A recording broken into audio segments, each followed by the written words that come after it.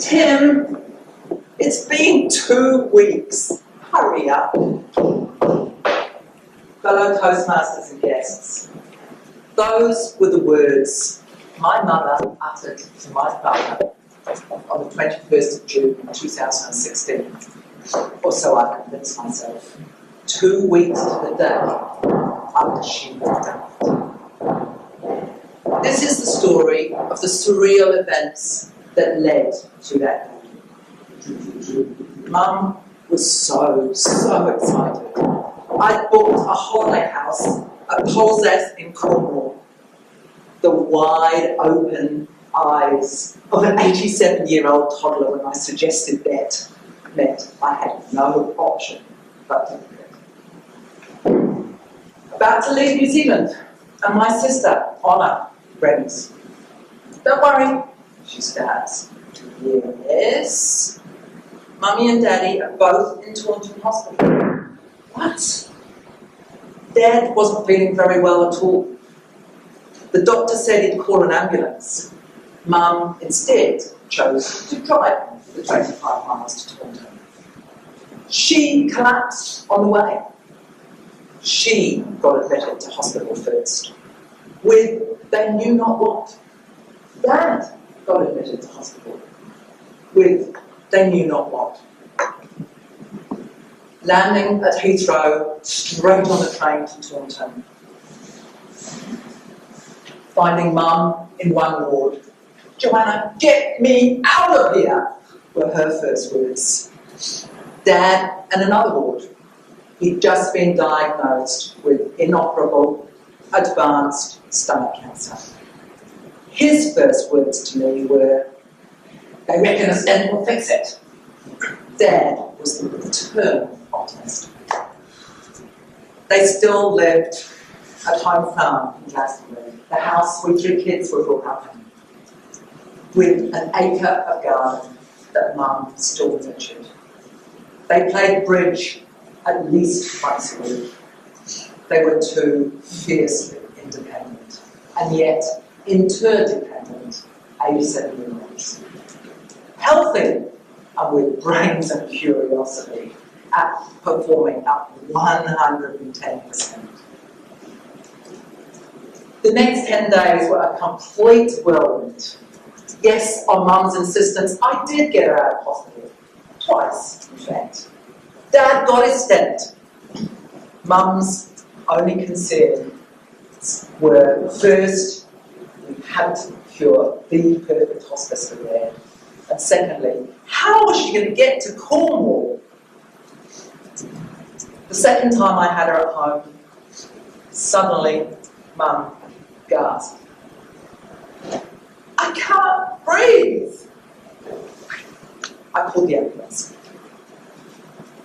1 o'clock in the morning, the hospital. Get here quick. A heart attack.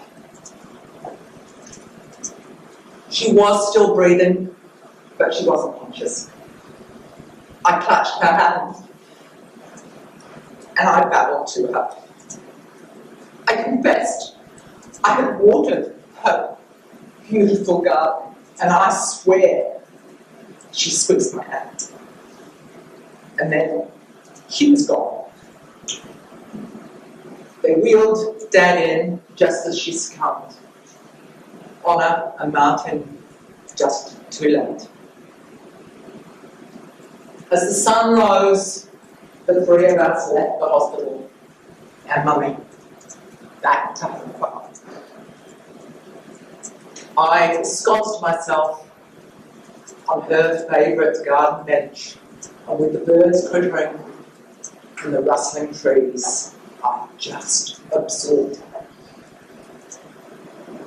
The Perry siblings, what were we going to do? Were we going to have a celebration for Mum now, or wait for Dad? We knew it was going to be soon, but how soon? And what were we going to tell people? We couldn't tell them that. In the end, we did opt to postpone.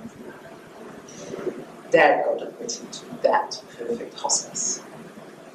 And the stent, maybe it was working. He seemed to be getting better, not worse. In fact, so much better that he was the person who was invited to meet Princess Anne at a function at the hospice.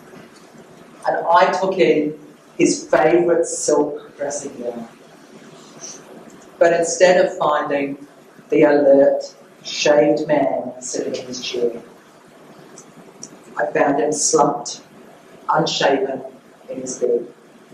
No Princess Anne. On returning to home farm, on a ran.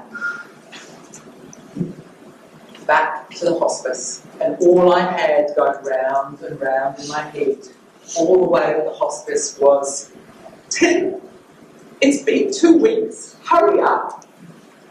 Tim, it's 2 weeks, hurry up. This time, it was Honor who was there, and I was too. The English weather gave us its full June glory as we celebrated with family and friends their lives together, with the hues, the perfumes of the willow trees, of the sweet peas, and of the roses of their own beloved love. Yes, it was tragic and surreal. But think about it. After 62 years together, what a fitting wedding. Dependent on each other, right to the very end.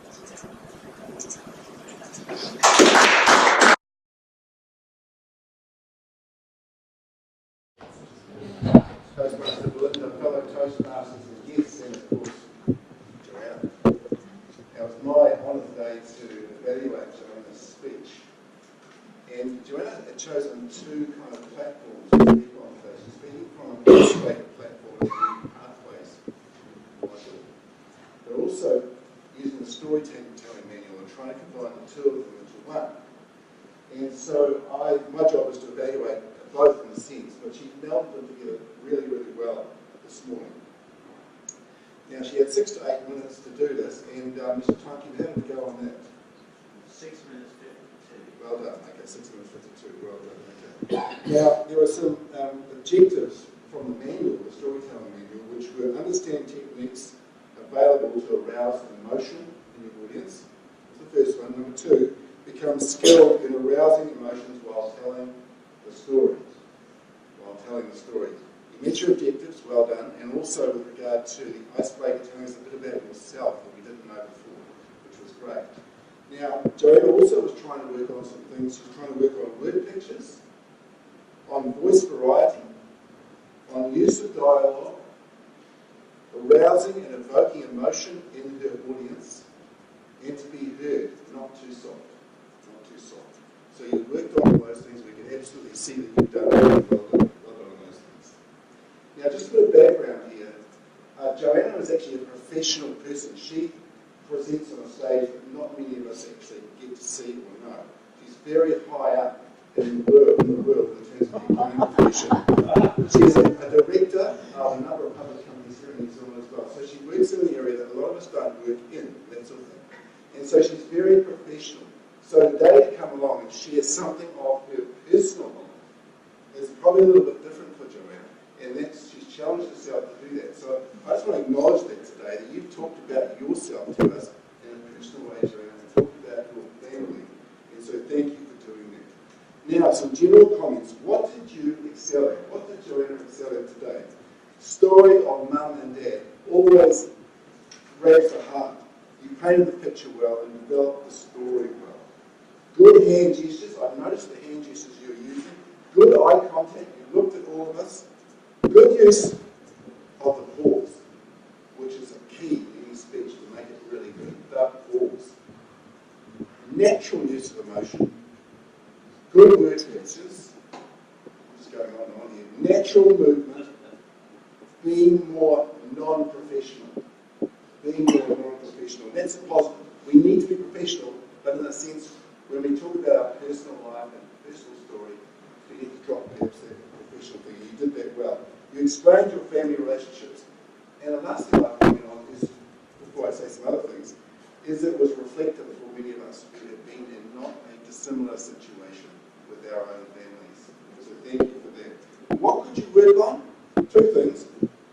Your voice mostly was really good, but as you looked at the floor, sometimes it just dropped off a little bit. And mine, I wondered if you could have seen a little bit more at the start, because you whipped into it really quickly, and I was still thinking, oh, hang on, what do I know here, what do I know? And I knew as you went through the stories, and I learned it all, that was fine.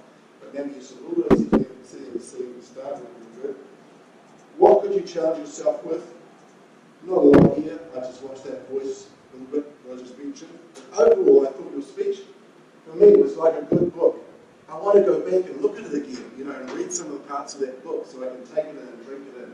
A good book's like that. Your speech was like that. A good speech. I wanted to take it and drink some more of it because there were some things in there that I could have loved to even learn from again. So, you did